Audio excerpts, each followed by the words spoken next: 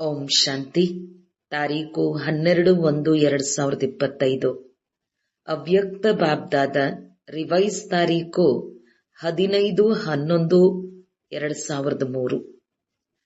ಮನಸ್ಸನ್ನು ಏಕಾಗ್ರ ಮಾಡಿ ಏಕಾಗ್ರತೆಯ ಶಕ್ತಿಯ ಮೂಲಕ ಫರಿಷ್ಠಾ ಸ್ಥಿತಿಯ ಅನುಭವ ಮಾಡಿ. ಇಂದು ಸರ್ವ ಖಜಾನೆಗಳ ಮಾಲೀಕ ತನ್ನ 4 ಕಡೆಯ ಸಂಪನ್ನ ಮಕ್ಕಳನ್ನು ನೋಡುತ್ತಿದ್ದಾರೆ. ಪ್ರತಿಯೊಂದು ಮಗುವನ್ನು ಸರ್ವ ಖಜಾನೆಗಳ ಮಾಲೀಕನನ್ನಾಗಿ ಮಾಡಿದ್ದಾರೆ.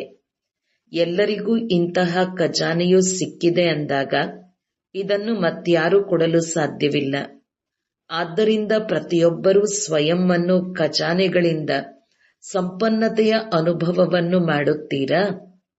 ಎಲ್ಲದಕ್ಕಿಂತಲೂ ಶ್ರೇಷ್ಠ ಖಜಾನೆಯಾಗಿದೆ ಜ್ಞಾನದ ಖಜಾನೆ, ಶಕ್ತಿಗಳ ಖಜಾನೆ, ಗುಣಗಳ ಖಜಾನೆ. ಜೊತೆಯಲ್ಲಿ ತಂದೆ ಹಾಗೂ ಸರ್ವ ಬ್ರಾಹ್ಮಣ ಪರಿವಾರದಿಂದ ಆಶೀರ್ವಾದಗಳ ಖಜಾನೆ. ಆದ್ದರಿಂದ ಈ ಸರ್ವ ಖಜಾನೆಗಳು ಪ್ರಾಪ್ತಿಯಾಗಿವೆಯೇ ಎಂದು ಪರಿಶೀಲನೆ ಮಾಡಿಕೊಳ್ಳಿ. ಯಾವ ಆತ್ಮ ಸರ್ವ ಖಜಾನೆಗಳಿಂದ ಸಂಪನ್ನರಾಗಿದ್ದಾರೆ ಅವರ ಚಿಹ್ನೆಯು ಸದಾ ಕಣ್ಣುಗಳಿಂದ, ಮುಖಪುಟದಿಂದ, ನಡತೆಯಿಂದ ಖುಷಿಯು ಅನ್ಯರಿಗೂ ಸಹ ಅನುಭವವಾಗುತ್ತದೆ. ಅವರ ಸಂಪರ್ಕದಲ್ಲಿ ಯಾವುದೇ ಆತ್ಮ ಬಂದರೂ ಈ ಅನುಭವವನ್ನು ಮಾಡುತ್ತಾರೆ. ಈ ಆತ್ಮವು ಅಲೌಕಿಕ ಖುಷಿಯಿಂದ, ಅಲೌಕಿಕತೆಯ ಭಿನ್ನತೆಯಿಂದ ಕಾಣುತ್ತದೆ. ತಮ್ಮ ಖುಷಿಯನ್ನು ನೋಡಿ ಅನ್ಯ ಆತ್ಮಗಳು ಸಹ ಸ್ವಲ್ಪ ಸಮಯಕ್ಕಾಗಿ ಖುಷಿಯ ಅನುಭವವನ್ನು ಮಾಡುತ್ತಾರೆ.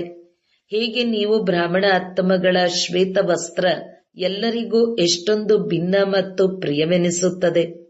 ಸ್ವಚ್ಛತೆ, ಸರಳತೆ ಮತ್ತು ಪವಿತ್ರತೆಯ ಅನುಭವ ಮಾಡಿಸುತ್ತದೆ. ದೂರದಿಂದಲೇ ಇವರು ಬ್ರಹ್ಮ ಕುಮಾರ ಕುಮಾರಿಯರಾಗಿದ್ದಾರೆ ಎಂದು ತಿಳಿಯುತ್ತಾರೆ. ಅದೇ ರೀತಿ ತಾವು ಬ್ರಾಹ್ಮಣ ಆತ್ಮಗಳ ನಡತೆ ಮತ್ತು ಮುಖಪುಟದಿಂದ ಸದಾ ಖುಷಿಯ ಹೊಳಪು ಮತ್ತು ಖುಷಿಯ ಅದೃಷ್ಟದ ನಶೆಯು ಕಾಣುತ್ತಿರುತ್ತದೆ. ಏಕೆಂದರೆ ಇಂದಿನ ಎಲ್ಲ ಆತ್ಮಗಳು ಮಹಾನ್ ದುಃಖಿಯಾಗಿದ್ದಾರೆ. ಇಂತಹ ಆತ್ಮಗಳು ತಮ್ಮ ಖುಷಿಯಿಂದ ಕೂಡಿರುವ ಮುಖಪುಟವನ್ನು ನೋಡಿ, ನಡತೆಯನ್ನು ನೋಡಿ ಒಂದು ಕ್ಷಣವಾದರೂ ಖುಷಿಯ ಅನುಭೂತಿಯನ್ನು ಮಾಡಲಿ. ಹೇಗೆ ಬಾಯಾರಿರುವ ಆತ್ಮನಿಗೆ ಒಂದು ವೇಳೆ ಒಂದು ಹನಿಯಷ್ಟಾದರೂ ನೀರು ಸಿಕ್ಕಿದರೆ ಎಷ್ಟೊಂದು ಖುಷಿಯಾಗುತ್ತದೆ.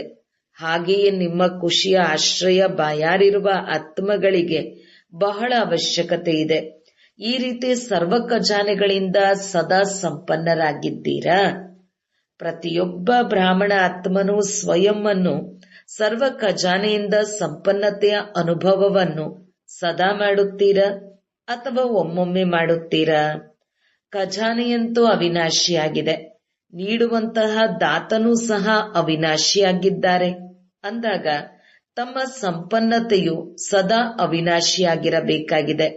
ಏಕೆಂದರೆ ತಮ್ಮಲ್ಲಿರುವ ಅಲೌಕಿಕ ಖುಷಿಯು ಇಡೀ ಕಲ್ಪದಲ್ಲಿ ತಾವು ಬ್ರಾಹ್ಮಣರ ವಿನಃ ಮತ್ಯಾರಿಗೂ ಪ್ರಾಪ್ತಿಯಾಗುವುದಿಲ್ಲ. ಇಂದಿನ ಈ ಅಲೌಕಿಕ ಖುಷಿಯು ಅರ್ಧಕಲ್ಪದ ಪ್ರಾರಬ್ಧದ ರೂಪದಲ್ಲಿ ನಡೆಯುತ್ತದೆ. ಅಂದಾಗ ಎಲ್ಲರಿಗೂ ಇಷ್ಟೊಂದು ಖುಷಿ ಇದೆಯೇ? ಸದಾ ಖುಷಿ ಇದೆಯೇ? ಎಲ್ಲರೂ ಖುಷಿಯಾಗಿದ್ದೀರಾ? ಈ ಮಾತಿನಲ್ಲಂತೂ ಎಲ್ಲರೂ ಕೈ ಎತ್ತಿದ್ದಾರೆ. ಒಳ್ಳೆಯದು. ಸದಾ ಖುಷಿಯಾಗಿದ್ದೀರಾ? ಕೆಲವೊಮ್ಮೆ ಖುಷಿ ಹೋಗುವುದಿಲ್ಲವೇ? ಕೆಲವೊಮ್ಮೆ ಹೋಗಿಬಿಡುತ್ತದೆಯೇ? ಖುಷಿಯಾಗಿರುತ್ತೀರಿ. ಆದರೆ ಸದಾ ಏಕರಸ ಖುಷಿ ಇರುವುದರಲ್ಲಿ ಅಂತರವಾಗಿ ಬಿಡುತ್ತದೆ. ಖುಷಿಯಾಗಿರುತ್ತೀರಿ, ಆದರೆ ಪರ್ಸೆಂಟೇಜ್ನಲ್ಲಿ ವ್ಯತ್ಯಾಸ ಬಂದು ಬಿಡುತ್ತದೆ. ಬಾಬ್ದಾದ ಆಟೋಮೆಟಿಕ್ ಟಿವಿಯಿಂದ ಎಲ್ಲ ಮಕ್ಕಳ ಮುಖಪುಟವನ್ನು ನೋಡುತ್ತಿರುತ್ತಾರೆ. ಆಗ ಏನು ಕಾಣಬಹುದು? ಆದ್ದರಿಂದ ಒಂದು ದಿನದ ತಮ್ಮ ಖುಷಿಯ ಚಾರ್ಟ್ ಅನ್ನು ಚೆಕ್ ಮಾಡಿಕೊಳ್ಳಿ. ಅಮೃತ ವೇಳೆಯಿಂದ ಹಿಡಿದು ರಾತ್ರಿಯ ತನಕ ಒಂದೇ ರೀತಿ ಪರ್ಸೆಂಟೇಜಿನ ಖುಷಿಯು ಇರುತ್ತದೆಯೇ ಅಥವಾ ಬದಲಾಗುತ್ತದೆಯೇ? ಪರಿಶೀಲನೆ ಮಾಡಿಕೊಳ್ಳುವುದಂತೂ ಬರೆಯುತ್ತದೆಯಲ್ಲವೇ? ಈಗಂತೂ ವಿಜ್ಞಾನದವರು ಸಹ ಪರಿಶೀಲನೆ ಮಾಡುವ ತುಂಬಾ ಸೂಕ್ಷ್ಮವಾದ ಸಾಧನಗಳನ್ನು ಕಂಡುಹಿಡಿದಿದ್ದಾರೆ. ಅಂದಾಗ ತಾವೂ ಸಹ ಪರಿಶೀಲನೆ ಮಾಡಿಕೊಳ್ಳಿ ಮತ್ತು ಅದನ್ನು ಅವಿನಾಶಿಯನ್ನಾಗಿ ಮಾಡಿಕೊಳ್ಳಿ. ಬಾಬ್ದಾದರವರು ಎಲ್ಲ ಮಕ್ಕಳ ವರ್ತಮಾನ ಪುರುಷಾರ್ಥವನ್ನು ಪರಿಶೀಲನೆ ಮಾಡಿದರು. ಪುರುಷಾರ್ಥವನ್ನಂತೂ ಎಲ್ಲರೂ ಮಾಡುತ್ತಿದ್ದಾರೆ. ಕೆಲವರು ಯಥಾಶಕ್ತಿ ಕೆಲವರು ಶಕ್ತಿಶಾಲಿಯಾಗಿ ಪುರುಷಾರ್ಥ ಮಾಡುತ್ತಿದ್ದಾರೆ. ಆದ್ದರಿಂದ ಇಂದು ಬಾಬ್ದಾದ ಎಲ್ಲ ಮಕ್ಕಳ ಮನಸ್ಸಿನ ಸ್ಥಿತಿಯನ್ನು ಚೆಕ್ ಮಾಡಿದರು. ಏಕೆಂದರೆ ಮನ್ಮನಾಭವ ಎಂಬುದೇ ಮೂಲವಾಗಿದೆ. ಸೇವೆಯಲ್ಲಿಯೂ ನೋಡಿದಾಗ ಮನಸ್ಸ ಸೇವೆಯು ಶ್ರೇಷ್ಠ ಸೇವೆಯಾಗಿದೆ. ಮನಜೀತ್ ಜಗಜ್ಜೀತ್ ಎಂದು ಹೇಳುತ್ತೀರಲ್ಲವೇ? ಆದುದರಿಂದ ಮನಸ್ಸಿನ ಸ್ಥಿತಿಯನ್ನು ಪರಿಶೀಲನೆ ಮಾಡಿಕೊಂಡಿರಾ? ಅಂದಾಗ ಏನನ್ನು ನೋಡಿದಿರಿ? ಮನಸ್ಸಿಗೆ ಮಾಲೀಕನಾಗಿ ಮನಸ್ಸನ್ನು ನಡೆಸುತ್ತೀರಿ. ಆದರೆ ಒಮ್ಮೊಮ್ಮೆ ಮನಸ್ಸು ತಮ್ಮನ್ನು ನಡೆಸುತ್ತದೆ. ಮನಸ್ಸು ನಿಮ್ಮನ್ನು ಪರವಶರನ್ನಾಗಿ ಮಾಡಿಬಿಡುತ್ತದೆ. ಬಾಬ್ದಾದರವರು ಸಹ ನೋಡುತ್ತಾರೆ. ಪ್ರೀತಿಯಿಂದ ಮನಸ್ಸನ್ನು ತಂದೆಯ ಜೊತೆ ಜೋಡಿಸುತ್ತೀರಿ. ಆದರೆ ಮನಸ್ಸಿನ ಸ್ಥಿತಿ ಏಕಾಗ್ರವಾಗುವುದಿಲ್ಲ. ವರ್ತಮಾನ ಸಮಯದ ಮನಸ್ಸಿನ ಏಕಾಗ್ರತೆಯು ಏಕರಸ ಸ್ಥಿತಿಯ ಅನುಭೂತಿಯನ್ನು ಮಾಡಿಸುತ್ತದೆ. ಅಂದಾಗ ಈಗಿನ ಫಲಿತಾಂಶವನ್ನು ನೋಡಿದಾಗ ಮನಸ್ಸನ್ನು ಏಕಾಗ್ರ ಮಾಡಲು ಬಯಸುತ್ತೀರಿ. ಆದರೆ ಮಧ್ಯ ಮಧ್ಯದಲ್ಲಿ ಮನಸ್ಸು ಅಲೆದಾಡಿ ಬಿಡುತ್ತದೆ. ಏಕಾಗ್ರತೆಯ ಶಕ್ತಿಯು ಫರಿಸ್ತಾ ಸ್ಥಿತಿಯ ಅನುಭವವನ್ನು ಸಹಜವಾಗಿ ಮಾಡಿಸುತ್ತದೆ. ಮನಸ್ಸು ವ್ಯರ್ಥ ಮಾತುಗಳ ರೂಪದಲ್ಲಿ, ವ್ಯರ್ಥ ಸಂಕಲ್ಪಗಳ ರೂಪದಲ್ಲಿ, ವ್ಯರ್ಥ ವ್ಯವಹಾರದ ರೂಪದಲ್ಲಿ ಅಲೆದಾಡಿಸುತ್ತದೆ. ಹೇಗೆ ಕೆಲವರಿಗೆ ಶರೀರದಿಂದಲೂ ಏಕಾಗ್ರರಾಗಿ ಕುಳಿತುಕೊಳ್ಳುವುದಕ್ಕೆ ಅಭ್ಯಾಸವಿರುವುದಿಲ್ಲ, ಕೆಲವರಿಗೆ ಅಭ್ಯಾಸವಿರುತ್ತದೆ. ಆದುದರಿಂದ ಮನಸ್ಸನ್ನು ಎಲ್ಲಿ ಬೇಕೋ, ಹೇಗೆ ಬೇಕೋ, ಎಷ್ಟು ಸಮಯ ಬೇಕೋ ಅಷ್ಟು ಸಮಯದವರೆಗೂ ಏಕಾಗ್ರವಿರುವುದಕ್ಕೆ ಹೇಳಲಾಗುತ್ತದೆ. ಮನಸ್ಸು ಹತೋಟಿಯಲ್ಲಿದೆ ಎಂದು. ಏಕಾಗ್ರತೆಯ ಶಕ್ತಿಯು ಸಹಜವಾಗಿ ನಿರ್ವಿಘ್ನರನ್ನಾಗಿ ಮಾಡಿಬಿಡುತ್ತದೆ. ಯುದ್ಧ ಅಥವಾ ಅಲೆದಾಟ ಮಾಡಬೇಕಾಗುವುದಿಲ್ಲ. ಏಕಾಗ್ರತೆಯ ಶಕ್ತಿಯಿಂದ ತಾನೇ ತಾನಾಗಿ ಒಬ್ಬ ತಂದೆಯನ್ನು ಬಿಟ್ಟರೆ ಬೇರೆ ಯಾರೂ ಇಲ್ಲ ಎಂಬ ಅನುಭೂತಿಯು ಸದಾಕಾಲ ಆಗುತ್ತಿರುತ್ತದೆ. ಈ ಅನುಭವವು ತಾನೇ ತಾನಾಗಿ ಆಗುತ್ತದೆ. ಅನುಭವಕ್ಕಾಗಿ ಪರಿಶ್ರಮ ಪಡಬೇಕಾಗಿಲ್ಲ.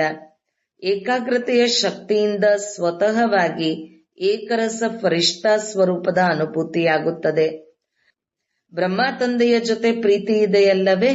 ಅಂದಾಗ ಬ್ರಹ್ಮ ತಂದೆಯ ಸಮಾನರಾಗುವುದು ಅರ್ಥಾತ್ ಫರಿಷ್ಠೆಯಾಗುವುದಾಗಿದೆ. ಏಕಾಗ್ರತೆಯ ಶಕ್ತಿಯಿಂದ ಸ್ವತಃವಾಗಿ ಸರ್ವರ ಪ್ರತಿ ಸ್ನೇಹ, ಕಲ್ಯಾಣ, ಸಮ್ಮಾನದ ವೃತ್ತಿ ಇದ್ದೇ ಇರುತ್ತದೆ. ಏಕೆಂದರೆ ಏಕಾಗ್ರತೆ ಎಂದರೆ ಸ್ವಮಾನದಲ್ಲಿರುವ ಸ್ಥಿತಿಯಾಗಿದೆ. ಫರಿಷ್ಠಾ ಸ್ಥಿತಿಯೂ ಸಹ ಸ್ವಮಾನದ ಸ್ಥಿತಿಯಾಗಿದೆ. ಬ್ರಹ್ಮ ತಂದೆಯನ್ನು ನೋಡುತ್ತಾ ವರ್ಣನೆಯನ್ನು ಈ ರೀತಿ ಮಾಡುತ್ತೀರಿ. ಹೇಗೆ ಬ್ರಹ್ಮ ತಂದೆಯ ಜೀವನದಲ್ಲಿ ಸಂಪನ್ನತೆಯು ಸಮೀಪ ಬರುತ್ತಿದ್ದಾಗ ಏನು ನೋಡಿದಿರಿ? ನಡೆಯುತ್ತಾ ಓಡಾಡುತ್ತಾ ಫರಿಷ್ಠಾ ಸ್ವರೂಪವನ್ನು ನೋಡಿದಿರಲ್ಲವೇ? ದೇಹದ ಪರಿವೆಯ ಅನುಭೂತಿಯಾಗುತ್ತಿತ್ತೆ. ಬ್ರಹ್ಮ ಬಾಬಾ ನಿಮ್ಮ ಮುಂದೆ ಓಡಾಡುವಾಗ ದೇಹವು ಕಾಣುತ್ತಿತ್ತೆ ಅಥವಾ ಫರಿಷ್ಠಾ ರೂಪ ಕಾಣುತ್ತಿತ್ತೆ? ಕರ್ಮ ಮಾಡುತ್ತಾ ಮಾತನಾಡುತ್ತಾ ಮಕ್ಕಳಿಗೆ ಸಲಹೆಯನ್ನು ಕೊಡುತ್ತಾ ಉಮಂಗ ಉತ್ಸಾಹವನ್ನು ಮಕ್ಕಳಲ್ಲಿ ತುಂಬುತ್ತಾ ದೇಹದಿಂದ ಭಿನ್ನರಾಗಿ ಸೂಕ್ಷ್ಮ ಪ್ರಕಾಶ ರೂಪದ ಅನುಭೂತಿ ಮಾಡಿದರು. ನೀವು ಸಹ ಹೇಳುತ್ತೀರಲ್ಲವೇ? ಹೇಗೆ ಬ್ರಹ್ಮ ತಂದೆಯು ಮಾತನಾಡುತ್ತಾ ಈ ರೀತಿಯ ಅನುಭವವಾಗುತ್ತಿತ್ತು. ಬ್ರಹ್ಮ ಬಾಬಾ ಮಾತನಾಡುತ್ತಿದ್ದರೂ ಅವರು ಇಲ್ಲಿಲ್ಲ, ಸೂಕ್ಷ್ಮ ಲೋಕದಲ್ಲಿದ್ದಾರೆ ಎಂದು ಭಾಸವಾಗುತ್ತಿತ್ತು. ನೋಡುತ್ತಿದ್ದರೆ, ಆದರೆ ಅದರಲ್ಲಿ ಅಲೌಕಿಕ ದೃಷ್ಟಿ ಇತ್ತು. ಆದರೆ ದೇಹದ ದೃಷ್ಟಿ ಇರಲಿಲ್ಲ. ಈ ರೀತಿ ದೇಹ ಭಾನದಿಂದ ದೂರ ಬೇರೆಯವರು ಸಹ ದೇಹದ ಪರಿವೆಯಲ್ಲಿ ಬಾರದಿರಲಿ, ಭಿನ್ನತೆಯ ರೂಪದಲ್ಲಿ ಕಾಣುತ್ತಿರಲಿ. ಇದಕ್ಕೆ ದೇಹದಲ್ಲಿರುತ್ತಾ ಫರಿಷ್ಠಾ ಸ್ವರೂಪವೆಂದು ಹೇಳಲಾಗುತ್ತದೆ. ಪ್ರತಿ ಮಾತಿನಲ್ಲಿ, ವೃತ್ತಿಯಲ್ಲಿ, ದೃಷ್ಟಿಯಲ್ಲಿ, ಕರ್ಮದಲ್ಲಿ ಭಿನ್ನತನದ ಅನುಭವವಾಗಲಿ.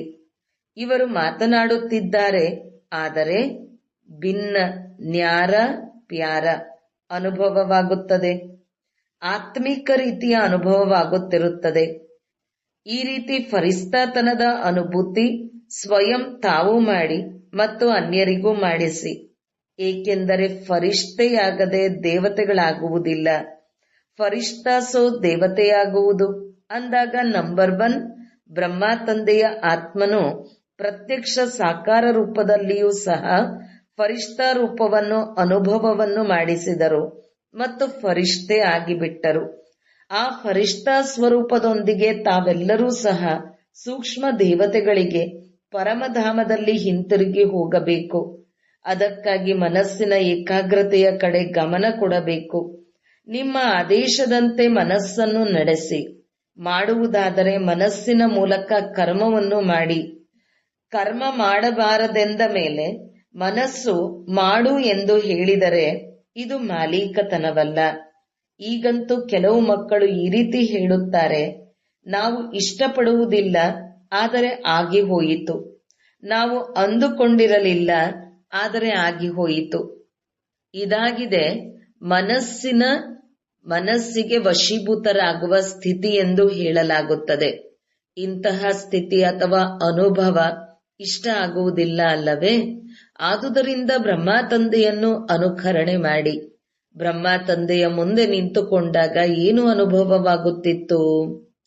ಫರಿಷ್ಠ ಆಗಿ ನಿಂತಿದ್ದಾರೆ, ಸೂಕ್ಷ್ಮ ದೇವತೆಯಾಗಿ ದೃಷ್ಟಿ ಕೊಡುತ್ತಿದ್ದಾರೆ ಎಂದು ಅನುಭವವಾಗುತ್ತದೆಯಲ್ಲವೇ?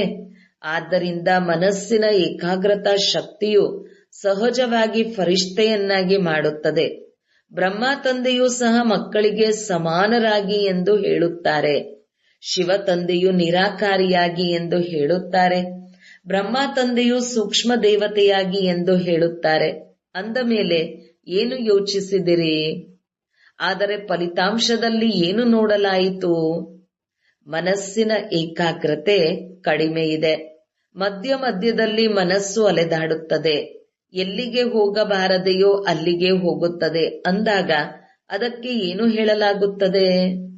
ಅಲೆದಾಡುತ್ತಿದೆ ಎಂದು ಹೇಳಲಾಗುತ್ತದೆಯಲ್ಲವೇ? ಆದುದರಿಂದ ಏಕಾಗ್ರತೆಯ ಶಕ್ತಿಯನ್ನು ಹೆಚ್ಚಿಸಿಕೊಳ್ಳಿ. ಮಾಲೀಕತನದ ಸ್ಥಿತಿಯ ಆಸನದಲ್ಲಿ ಸೆಟ್ ಆಗಿಬಿಡಿ. ಯಾವಾಗ ಈ ಆಸನದಲ್ಲಿ ಸೆಟ್ ಆಗುತ್ತೀರೋ ಆಗ ಅಪ್ಸೆಟ್ ಆಗುವುದಿಲ್ಲವೇ?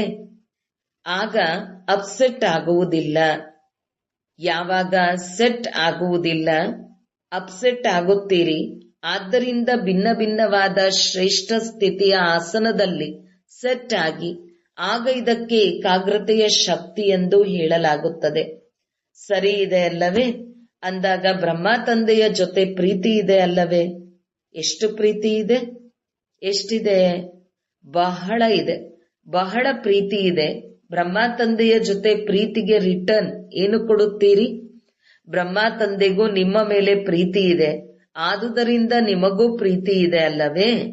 ರಿಟರ್ನ್ ಏನು ಕೊಡುತ್ತೀರಿ? ಸಮಾನರಾಗುವುದೇ ರಿಟರ್ನ್ ಕೊಡುವುದಾಗಿದೆ. ಒಳ್ಳೆಯದು.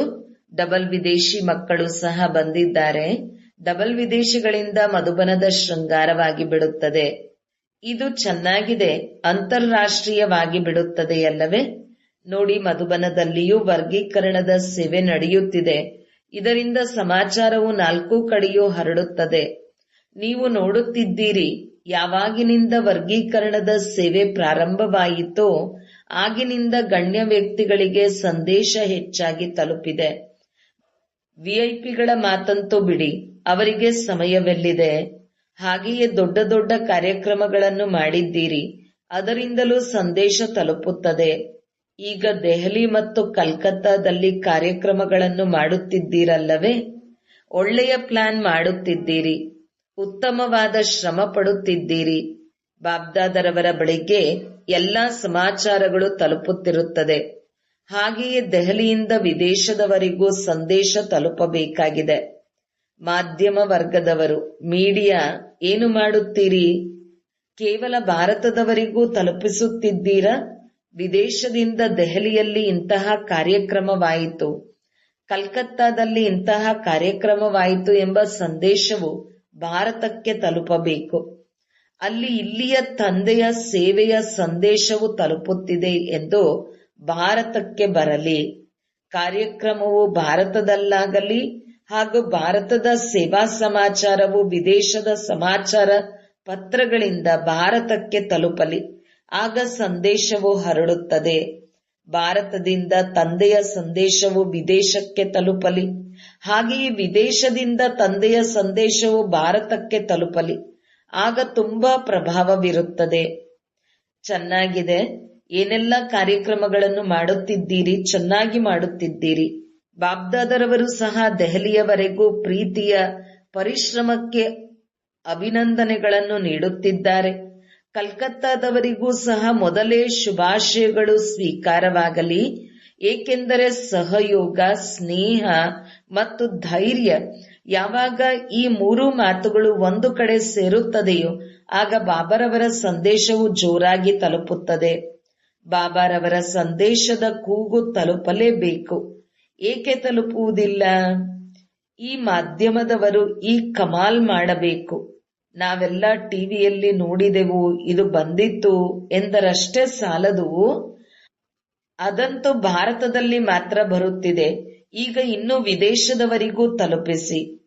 ಈ ವರ್ಷ ಬಾಬಾರವರ ಸಂದೇಶದ ಕೂಗನ್ನು ತಲುಪಿಸಲು ಎಷ್ಟು ಧೈರ್ಯ ಮತ್ತು ಸಾಹಸದಿಂದ ಆಚರಣೆ ಮಾಡುತ್ತೀರೆಂದು ಬಾಬ್ದಾದ ಈ ವರ್ಷ ನೋಡುತ್ತಾರೆ.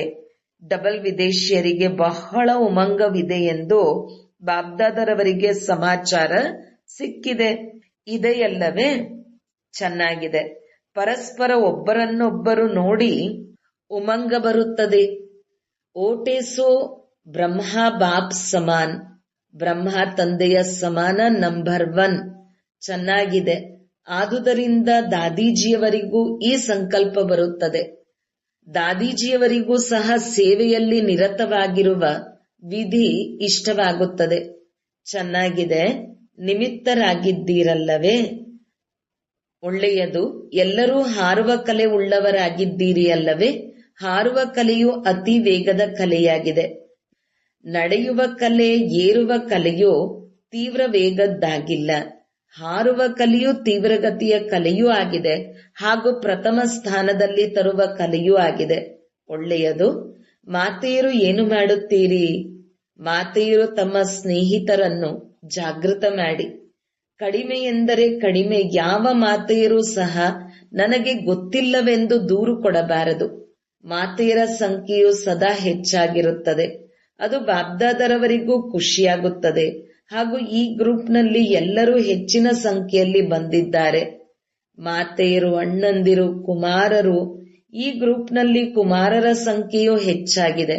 ನೋಡಿ, ಕುಮಾರರು ತಮ್ಮ ಸ್ನೇಹಿತರನ್ನು ಜಾಗೃತ ಮಾಡಿ. ಒಳ್ಳೆಯದು. ಕುಮಾರರು ಈ ಕಮಾಲನ್ನು ಮಾಡಿ ತೋರಿಸಬೇಕು. ಸ್ವಪ್ನ ಮಾತ್ರದಲ್ಲಿಯೂ ಪವಿತ್ರತೆಯ ಪರಿಪಕ್ವವಾಗಿರುವಂತಹ ಅದ್ಭುತ ಮಾಡಿ ತೋರಿಸಬೇಕು. ಬಾಬ್ದಾದ ಈ ಮಾತನ್ನು ಚಾಲೆಂಜ್ ಮಾಡಿ ತೋರಿಸುವಂತಹವರಾಗಬೇಕು ಎಂದು ಹೇಳಿದರು. ಬ್ರಹ್ಮ ಕುಮಾರರಾದ ಯುವ ಕುಮಾರರು ಡಬಲ್ ಕುಮಾರರಲ್ಲವೇ? ಬ್ರಹ್ಮ ಕುಮಾರನೂ ಆಗಿದ್ದೀರಿ, ಶರೀರದಿಂದಲೂ ಕುಮಾರರಾಗಿದ್ದೀರಿ ಅಂದಾಗ ಪವಿತ್ರತೆಯ ಅರ್ಥವು ಪ್ರತ್ಯಕ್ಷ ಜೀವನದಲ್ಲಿರಲಿ. ನಿಮ್ಮ ಪವಿತ್ರತೆಯನ್ನು ಪರಿಶೀಲನೆ ಮಾಡಿ ಎಂದು ಆದೇಶ ಮಾಡೋಣವೇ? ಮಾಡೋಣವೇ? ಈ ಮಾತಿನಲ್ಲಿ ಕೈ ಮೇಲೆತ್ತುತ್ತಿಲ್ಲ. ಪರಿಶೀಲನೆ ಮಾಡುವಂತಹ ಯಂತ್ರಗಳು ಇರುತ್ತವೆ. ಸ್ವಪ್ನದಲ್ಲಿಯೂ ಅಪವಿತ್ರತೆಯ ಸಾಹಸವನ್ನಿಡಬೇಡಿ. ಕುಮಾರಿಯರು ಸಹ ಅದೇ ರೀತಿ ಇರಬೇಕು. ಕುಮಾರಿ ಎಂದರೆ ಪೂಜ್ಯ ಪವಿತ್ರ ಕುಮಾರಿ. ಕುಮಾರ ಮತ್ತು ಕುಮಾರಿಯರು ಬಾಬ್ದಾದರವರ ಜೊತೆ ಈ ರೀತಿ ಪ್ರತಿಜ್ಞೆ ಮಾಡಿ, ನಾವೆಲ್ಲರೂ ಸ್ವಪ್ನ ಸಂಕಲ್ಪದಲ್ಲಿಯೂ ಪವಿತ್ರವಾಗಿದ್ದೇವೆಂದು. ಆಗ ಕುಮಾರ ಮತ್ತು ಕುಮಾರಿಯರ ಪವಿತ್ರತೆಯ ಸಮಾರಂಭವನ್ನು ಆಚರಣೆ ಮಾಡುತ್ತಾರೆ. ಈಗ ಸ್ವಲ್ಪ ಸ್ವಲ್ಪ ಇದೆ. ಬಾಬ್ದಾದರವರಿಗೆ ಗೊತ್ತಿದೆ ಅಪವಿತ್ರತೆಯ ಅವಿದ್ಯೆ ಆಗಿರಲಿ, ಏಕೆಂದರೆ ಹೊಸ ಜನ್ಮವನ್ನು ಪಡೆದುಕೊಂಡಿದ್ದೀರಲ್ಲವೇ? ಅಂದಾಗ ಅಪವಿತ್ರತೆಯು ನಿಮ್ಮ ಹಿಂದಿನ ಜನ್ಮದ ಮಾತಾಗಿದೆ. ಇದು ಮರುಜೀವ ಜನ್ಮ. ಜನ್ಮವೇ ಬ್ರಹ್ಮನ ಮುಖದಿಂದ ಆದಂತಹ ಪವಿತ್ರ ಜನ್ಮವಾಗಿದೆ. ಆದುದರಿಂದ ಪವಿತ್ರ ಜನ್ಮದ ಮರ್ಯಾದೆಯು ಬಹಳ ಅವಶ್ಯಕತೆ ಇದೆ. ಕುಮಾರ ಕುಮಾರಿಯರು ಈ ಪವಿತ್ರತೆಯ ಬಾವುಟವನ್ನು ಹಾರಿಸಬೇಕು. ಪವಿತ್ರರಾಗಿದ್ದೇವೆ, ಪವಿತ್ರ ಸಂಸ್ಕಾರವನ್ನು ವಿಶ್ವದಲ್ಲಿ ಹರಡುತ್ತೇವೆಂದು ಘೋಷಣೆಯು 4 ಕಡೆಯೂ ಹರಡಬೇಕು. ಕುಮಾರಿಯರು ಕೇಳಿದಿರಲ್ಲವೇ? ನೋಡಿ, ಎಷ್ಟೊಂದು ಕುಮಾರಿಯರಿದ್ದಾರೆ. ಈಗ ಈ ಸಂದೇಶವನ್ನು ಕುಮಾರರು ಹರಡುತ್ತಾರೆಯೋ ಅಥವಾ ಕುಮಾರಿಯರು ಹರಡುತ್ತೀರೋ ಎಂದು ನೋಡುತ್ತಾರೆ. ಅದಕ್ಕಾಗಿ ಬ್ರಹ್ಮ ತಂದೆಯನ್ನು ಅನುಸರಿಸಿ. ಬ್ರಾಹ್ಮಣ ಜೀವನವೆಂದರೆ ಅಪವಿತ್ರತೆಯ ಹೆಸರು ಚಿಹ್ನೆಯೂ ಇರಬಾರದು. ಮಾತೆಯರಲ್ಲಿ ಮೋಹವಿದ್ದರೂ ಸಹ ಅಪವಿತ್ರತೆಯಾಗಿದೆ. ಮಾತೆಯರು ಬ್ರಾಹ್ಮಣರಲ್ಲವೇ? ಆದುದರಿಂದ ಮಾತೆಯರಾಗಿರಲಿ, ಕುಮಾರರಾಗಿರಲಿ, ಕುಮಾರಿಯರಾಗಿರಲಿ, ಅದರ್ ಕುಮಾರ ಕುಮಾರಿಯರಲ್ಲಿಯೂ ಯಾವುದೇ ಅಪವಿತ್ರತೆ ಇರಬಾರದು. ಬ್ರಾಹ್ಮಣರೆಂದರೆ ಪವಿತ್ರ ಆತ್ಮ. ಒಂದು ವೇಳೆ ಯಾವುದೇ ಅಪವಿತ್ರತೆಯ ಕಾರ್ಯವಾದರೆ ಅದು ದೊಡ್ಡ ಪಾಪವಾಗಿದೆ. ಈ ಪಾಪಕ್ಕೂ ಬಹಳ ಕಠಿಣ ಶಿಕ್ಷೆ ಇದೆ. ಆದುದರಿಂದ ಇದೆಲ್ಲವೂ ನಡೆಯುತ್ತದೆ ಎಂದು ತಿಳಿಯಬಾರದು. ಅಲ್ಪಕಾಲ ನಡೆಯುತ್ತದೆ ಎಂದು ಸಹ ತಿಳಿಯಬಾರದು. ಇದು ಮೊದಲನೆಯ ಸಬ್ಜೆಕ್ಟ್ ಆಗಿದೆ. ಪವಿತ್ರತೆಯ ನವೀನತೆಯಾಗಿದೆ. ಬ್ರಹ್ಮ ತಂದೆಯೂ ಸಹ ಪವಿತ್ರತೆಯ ಕಾರಣ ನಿಂದನೆ ಬೈಗುಳ ಕೇಳಿದರು. ಈ ರೀತಿ ಆಗಿ ಹೋಯಿತು ಎಂದು ಹೇಳುತ್ತಾ ತಪ್ಪಿಸಿಕೊಳ್ಳುವಂತಿಲ್ಲ. ಇದರಲ್ಲಿ ಹುಡುಗಾಟಿಕೆ ಮಾಡಬೇಡಿ. ಯಾರೇ ಬ್ರಾಹ್ಮಣರಾಗಿರಲಿ, ಅವರು ಸಮರ್ಪಣೆಯಾಗಿರಲಿ, ಪ್ರವೃತ್ತಿಯಲ್ಲಿರಲಿ, ಸೇವಾದಾರಿಯಾಗಿರಲಿ, ಈ ಮಾತಿನಲ್ಲಿ ಧರ್ಮರಾಜನು ಬಿಡುವುದಿಲ್ಲ. ಆಗ ಬ್ರಹ್ಮ ತಂದೆಯು ಧರ್ಮರಾಜನ ಜೊತೆ ಸೇರಿಕೊಳ್ಳುತ್ತಾರೆ. ಆದುದರಿಂದ ಕುಮಾರ ಕುಮಾರಿಯರು ಎಲ್ಲಿಯೇ ಇರಲಿ, ಮಧುಬನದಲ್ಲಿಯೇ ಇರಲಿ, ಸೇವಾ ಕೇಂದ್ರದಲ್ಲಿರಲಿ, ಆದರೆ ಇದರ ಪ್ರಭಾವ ಸಂಕಲ್ಪ ಮಾತ್ರದ ಗಾಯವೂ ಸಹ ಅತಿ ದೊಡ್ಡ ಗಾಯವಾಗಿದೆ. ಪವಿತ್ರ ಮನ್ರಕೋ ಪವಿತ್ರ ತನ್ರಕೋ ಎಂಬ ಹಾಡನ್ನು ಹಾಡುತ್ತೀರಲ್ಲವೇ? ಇದು ನಿಮ್ಮ ಹಾಡಲ್ಲವೇ? ಅಂದಾಗ ಮನಸ್ಸು ಪವಿತ್ರತೆಯಾಗಿದೆ ಎಂದರೆ ಜೀವನ ಪವಿತ್ರವಾಗಿದೆ ಎಂದರ್ಥ. ಈ ಮಾತನ್ನು ಹಗೂರವಾಗಿ ತೆಗೆದುಕೊಳ್ಳಬೇಡಿ.